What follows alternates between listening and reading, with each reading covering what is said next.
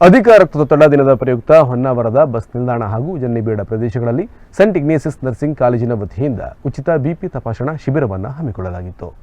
ವಿಶ್ವ ಆರೋಗ್ಯ ಸಂಸ್ಥೆಯ ಮಾರ್ಗದರ್ಶನದಂತೆ ಸೆಂಟ್ ಇಗ್ನೇಷಿಯಸ್ ನರ್ಸಿಂಗ್ ಕಾಲೇಜಿನ 25ಕ್ಕೂ ಹೆಚ್ಚು ವಿದ್ಯಾರ್ಥಿಗಳು ಬಸ್ ನಿಲ್ದಾಣದಲ್ಲಿ ಪ್ರಯಾಣಿಕರ ಹಾಗೂ ಸಾರ್ವಜನಿಕರ ಬಿಪಿಯನ್ನು ತಪಾಸಣೆ ನಡೆಸಿದರು. ಬಿಪಿ ತಪಾಸಣೆ ವೇಳೆ ಏನಾದರೂ ಏರುಪೇರು ಕಂಡು ಬಂದಲ್ಲಿ ಅದಕ್ಕೆ ಸೂಕ್ತ ಮಾತ್ರೆಗಳು ಹಾಗೂ ಸೂಕ್ತ ವೈದ್ಯರನ್ನು ಸಂಪರ್ಕಿಸುವಂತ ವ್ಯವಸ್ಥೆ ಮಾಡಿಕೊಳ್ಳಲಾಗಿತ್ತು.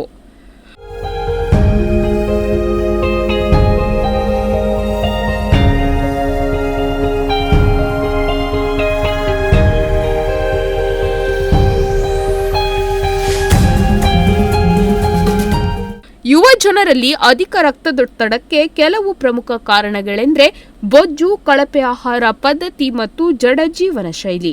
ದೀರ್ಘಕಾಲದ ಅಧಿಕ ರಕ್ತದೊತ್ತಡ ದೀರ್ಘಕಾಲದ ಮೂತ್ರಪಿಂಡ ಕಾಯಿಲೆ, ಪಾರ್ಶ್ವವಾಯು, ಹೃದಯಾಘಾತ ಇತ್ಯಾದಿ ಸೇರಿದಂತೆ ಅಪಾಯಕ್ಕೆ ಕಾರಣವಾಗುತ್ತದೆ. ಹೀಗಾಗಿ ಜನರಲ್ಲಿ ಅಧಿಕ ರಕ್ತದೊತ್ತಡದ ಬಗ್ಗೆ ಅರಿವು ಮೂಡಿಸುವ ನಿಟ್ಟಿನಲ್ಲಿ ಇಂತಹ ಜಾಗೃತಿ ಕಾರ್ಯಕ್ರಮಗಳನ್ನು ಹಮ್ಮಿಕೊಳ್ಳಲಾಗುತ್ತದೆ.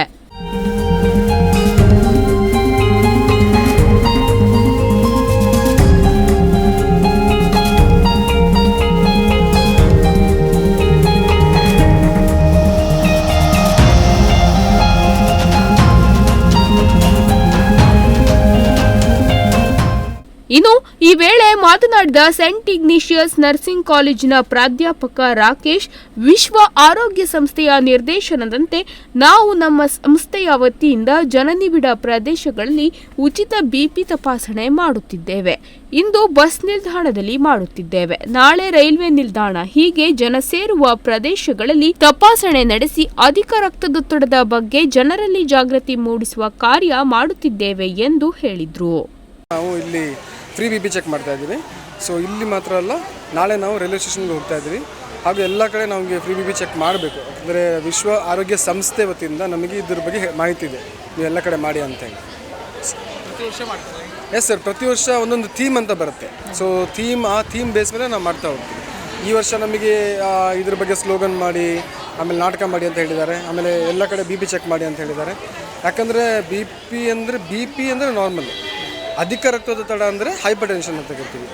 ಅದರಿಂದ ಏನಾಗುತ್ತೆ, ಜನರಿಗೆ ಗೊತ್ತಾಗಲ್ಲ, ಸಡನ್ನಾಗಿ ಬಿಟ್ಟು ಇದಾಗಿಬಿಡುತ್ತೆ, ಡಿಸೀಸ್ ಜಾಸ್ತಿ, ಕಾಯಿಲೆ ಜಾಸ್ತಿಯಾಗಿ ಮನುಷ್ಯ ಒಂದೇ ಸರಿ ತೀರ್ಕೊಳ್ಳೋ ಲೆವೆಲ್ಗೆ ಹೋಗ್ಬಿಡ್ತಾನೆ. ಸೊ ಹಾಗಾಗಿ ನಾವು ಪದೇ ಬಿ ಪಿ ಚೆಕ್ ಮಾಡ್ತಾ ಇರಬೇಕು. ಎಸ್ಪೆಷಲಿ 40 ವರ್ಷ ಮೇಲ್ಪಟ್ಟ ಮೇಲೆ ನಾವು ಬಿ ಪಿ ಚೆಕ್ ಮಾಡ್ತಾ ಇರಬೇಕು ಯಾವಾಗಲಾದರೂ. ಅಂದರೆ ವಾರಕ್ಕೆ ಅಟ್ಲೀಸ್ಟ್ 15 ದಿನಕ್ಕೊಂದ್ಸರಿ ಆದರೂ ಮಾಡಬೇಕಾಗುತ್ತೆ.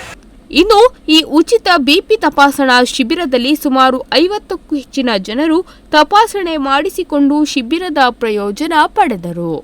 ಏನಂದರೆ ಈಗ ಒಂದೇ ಸರಿ ಇವತ್ತು ನಾನು ನೋಡಿದೆ, ಒಬ್ಬರಿಗೆ ಬಿ ಪಿ ಚೆಕ್ ಮಾಡಿದೆ, ಅವರಿಗೆ 120/180 ನಾರ್ಮಲ್, 110/70 ನಾರ್ಮಲ್ ಅಂತ ನಾವು ಕನ್ಸಿಡರ್ ಮಾಡ್ತೀವಿ. ಅದಕ್ಕಿಂತ ಜಾಸ್ತಿ 130/90 ಜಾಸ್ತಿ ಹೋದರೆ ಮಾತ್ರ ಅದನ್ನು ಅಧಿಕ ರಕ್ತದೊತ್ತಡ ಅಂತ ಕರಿತೀವಿ. ಬಟ್ ಒಂದೇ ಸರಿ ಚೆಕ್ ಮಾಡೋದಕ್ಕೆ ಆಗಲ್ಲ.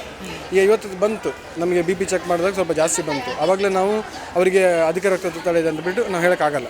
ನಾವು ಒಂದು 10 ದಿನ ಮತ್ತೆ ಕರೆಸ್ತೀವಿ, ಒಂದು ವಾರ ಬಿಟ್ಟು ಬನ್ನಿ.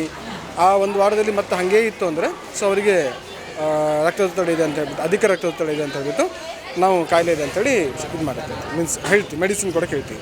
ಅದಕ್ಕೆ ಆದಂಥ ಮೆಡಿಸಿನ್ಸ್ ಇದೆ, ಆ್ಯಂಟಿ ಹೈಪರ್ಟೆನ್ಸಿವ್ ಮೆಡಿಸಿನ್ ಅಂತ ಕರಿತೀವಿ. ಸೊ ಅದಕ್ಕೆ ಆದಂಥ ಮೆಡಿಸಿನ್ಸ್ ಇದೆ. ವಿಶ್ವ ಜೊತೆ ವೀರೇಶ್, ನುಡಿಸಿರಿ ನ್ಯೂಸ್, ಹೊನ್ನಾವರ.